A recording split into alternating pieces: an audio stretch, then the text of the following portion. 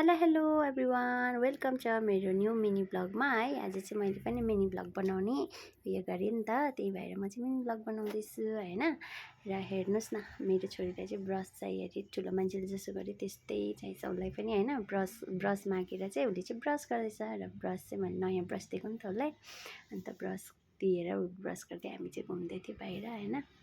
बाहिर घुम्दै थिएँ र उसलाई चाहिँ निन्द्रा लागेछ। अब ऊ चाहिँ दिनमा 2 टाइम सुत्छ नि त। अन्त त्यहाँदेखि चाहिँ अहिले चाहिँ 2 बजेको हो। अन्त त्यहाँदेखि मैले उसलाई सुताएँ। कति टाइम लाग्छ उसलाई सुताउनु चाहिँ, यति टाइम लाग्छ कि। अन्त बल्ल निद आयो हो हैन। अन्त अब चाहिँ निद आयो, अब एकछिनमा गीत गाउँदै सुताउनुपर्छ उसलाई।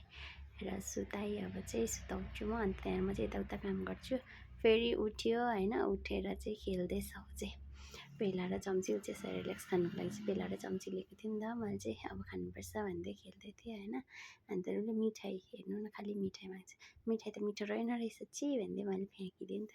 नखाउँला नानी, खानु हुँदैन मिठाई भन्दै भने नि त मैले। त्यहाँपछि मिठाई मिठो छैन भन्दै जिस्काएँ उसलाई। उसले पनि त्यस्तै गर्छ। अन्त त्यहाँदेखि चाहिँ फेरि उसलाई तल यो अहिले 15 अगस्तको उयस छ नि त। अन्त उसलाई चाहिँ यो किन्नै पर्ने अरे। अन्त किन्नको लागि चाहिँ तल हैन गयो बाबासँग, किनेको। त्यो किनेर ल्याएर उसलाई त्यो भएन हो।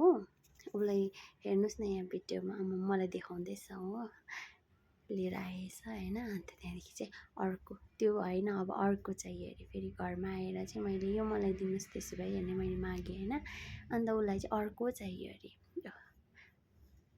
बाबालाई। त्यो होइन अरे, उँधो हेर्नुहोस् ल, उँधो फर्केर हेर्दैछ।